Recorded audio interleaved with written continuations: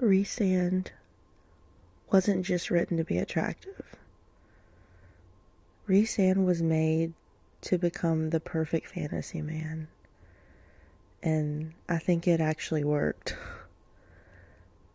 You know, Book Talk, for example, and the whole internet became obsessed with this guy.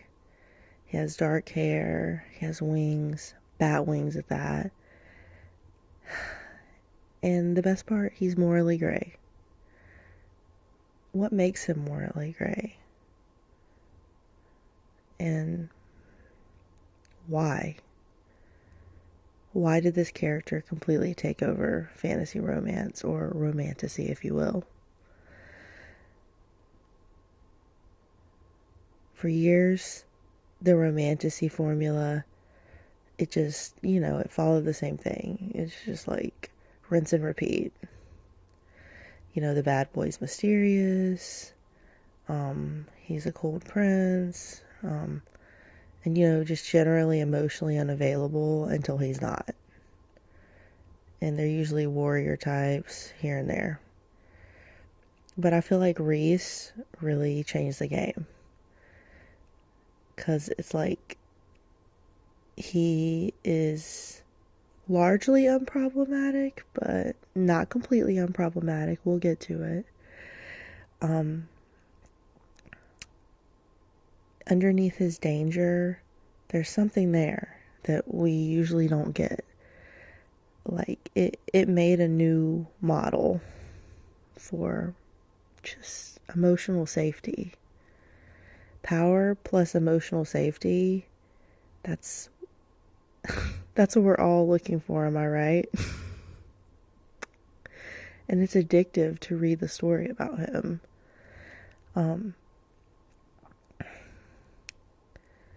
Rhys really solidifies one of the classic archetypes, the powerful ruler. He's dangerous, and he's pretty much the most powerful High Lord, and that makes him respected generally by the public in their world, and feared as dangerous, But us girlies, we don't just want the power. We want them to be able to control themselves. And Rhys is so good at controlling himself, and we love a competent man. And he can snap his fingers and disintegrate someone. But what I like about Rhys is he chooses gentleness. And that says a lot about someone with power. And I think that's psychologically significant. Because it turns the fantasy and I'm protected. This guy, he's only ever good to me. And that's what I like about him. And it shifts the narrative too. What would it feel like to be fully protected by someone capable of anything? That's part of why we get emotionally attached to him. So that's a good segue into the morally gray effect of all this.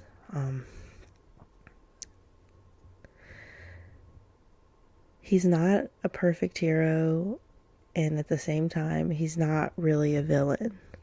He's like a sunshine, perfect day combination of these. He feels unpredictable, and that creates a tension that is so addictive. And so at first we don't know if he's truly dangerous. He seems very manipulative at first, and that's not a vibe. So first we're like, who the heck is this guy? We loved Tamlin. Can you believe that we loved Tamlin? I mean, I don't know if all of us did, but I fell in love with him. So it really threw me for a loop when he was a freaking jerk and the guy who was supposed to be the villain was the good guy. Just throwing that out there.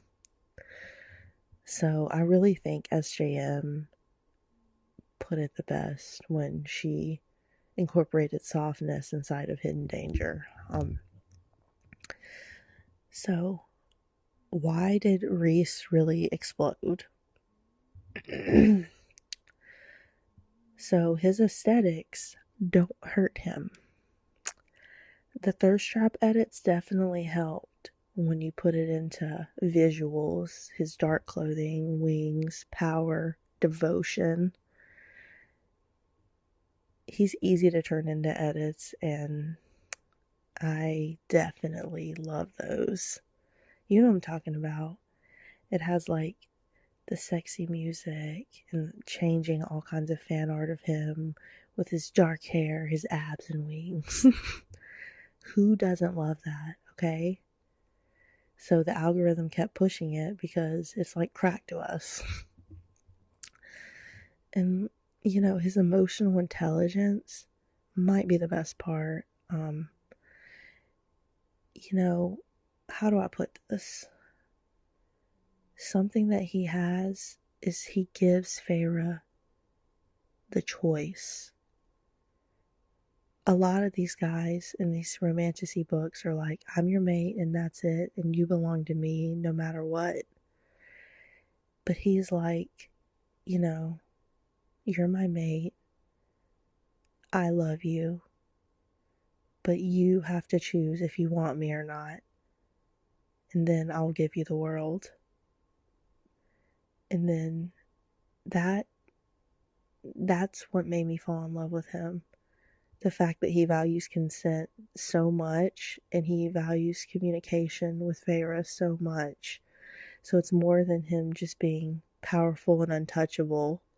He really understands her, and that makes me feel understood while I'm reading it, and I know it probably makes you feel understood as well. So he really changed things because he let Feyre know, you know, only you decide what breaks you. And he made me feel very heard and very strengthened when I read his words. You know, and I feel like after his introduction, the girlies really wanted that emotional intelligence all the time. And we want shadow daddies that are morally gray and that are soft, really only for us and the people they love. And, you know, and they'll burn the world for the people they love. So that's people like Xaden, Rowan, Carden. Comment below if you know what these characters are from. Rhys didn't just become popular by accident. He really defined the new era of romantasy. You know, maybe he's just the perfect combination of that escapism that we need that helps us get through life, as us reading girlies do. You know, it's not always bad, escapism. It's a healthy coping skill to read about someone who's devoted and really believes Feyre can do anything. Because that makes us feel like we can do anything. Now for the juicy question. Who is the best fantasy man? Is it Rhys? Is it Xaden? Rowan? Is it Carden? Is it Kingfisher? You let me know in the comments. I'll see you next time.